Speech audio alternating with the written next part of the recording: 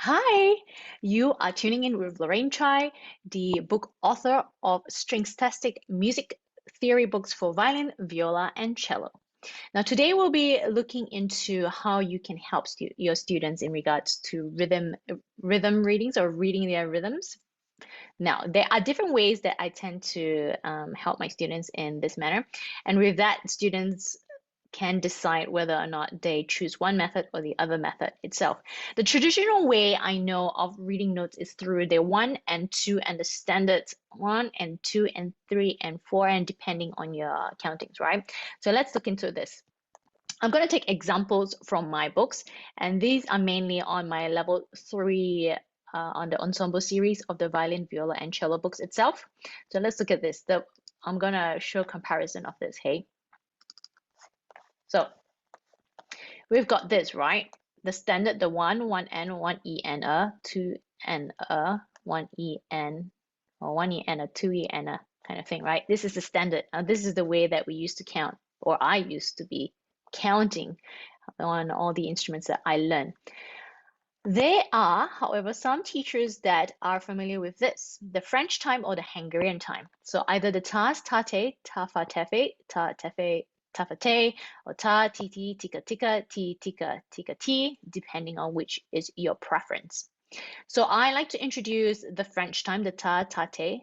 However, if I do know that students are learning the Hungarian time in school, I tend to switch to this one itself. I don't really use much of this, it's because of that.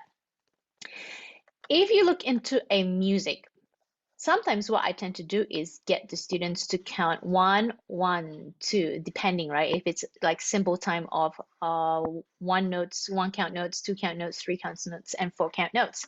So with this here, what we tend to do is I like to introduce this method. So this is considered as the stick notation with it.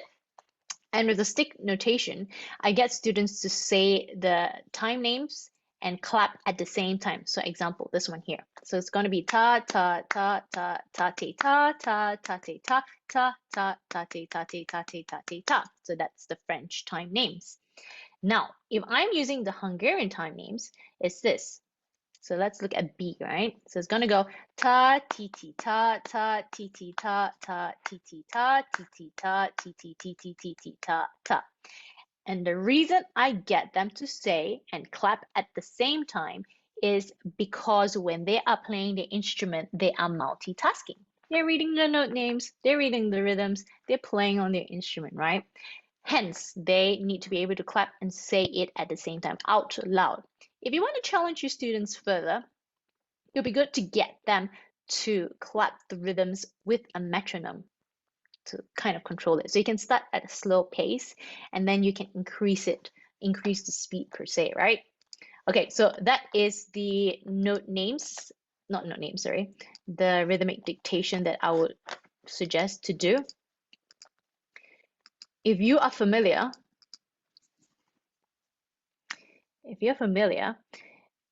I have some free downloadable worksheets that you can use as well.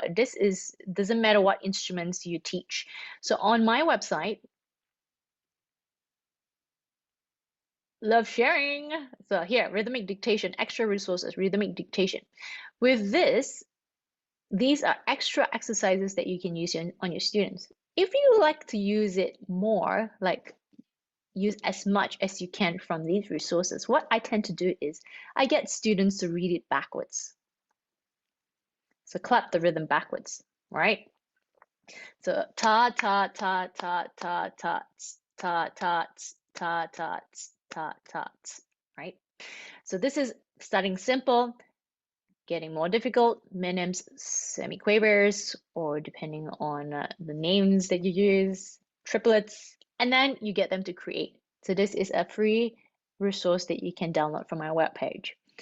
So on top of all of that, the time names, and on top of counting, remember the beats that we did with the 1, 2, 3, 4 in terms of the simple time signature, and the note value depends on which level your students are at. They can count the note values itself, like 1, 1, 2, 1, 2, 3, instead of counting in beats. Next thing I would suggest to do, or what I have done with my students, is this. So on top of all of that, I introduce words, replacing the counts with words. Cat crawl, bob slow. Copy. Horses, funny. Fluffy. Caterpillar, busy, busy. Or like the Suzuki use busy, busy, right? Busy, busy. Stop, stop. You can go butterscotch, butterscotch. And sometimes when they're learning their pieces or exam pieces or short little exercises, I tend to create words that would help them. And sometimes they go ice cream or yummy, yummy ice cream, yummy, yummy ice cream, yummy, yummy, yummy, yummy food, yummy, yummy fruit, yummy, yummy, yummy, yummy sweets. So they create their own words. And then out loud, you can kind of hear them say it or kind of whisper the rhythm by using the words itself.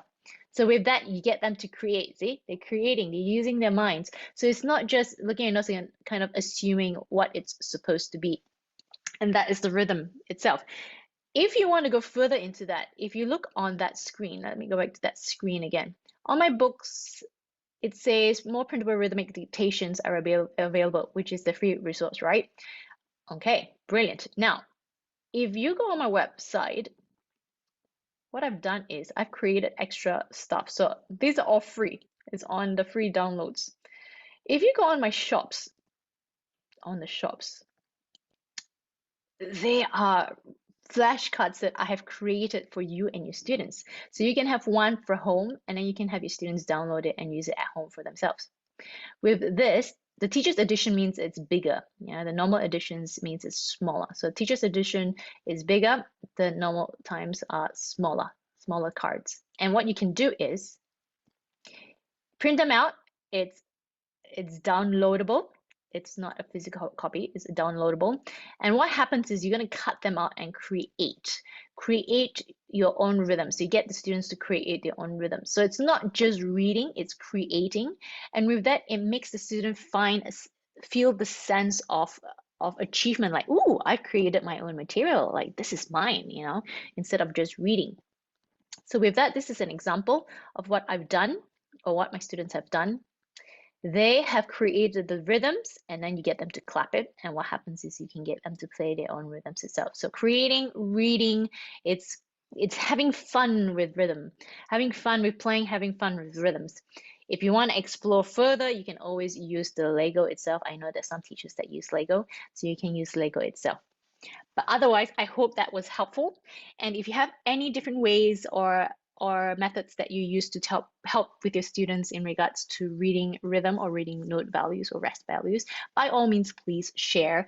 Otherwise, if you do like this video, please like, subscribe, and share my video. Until next time, see ya.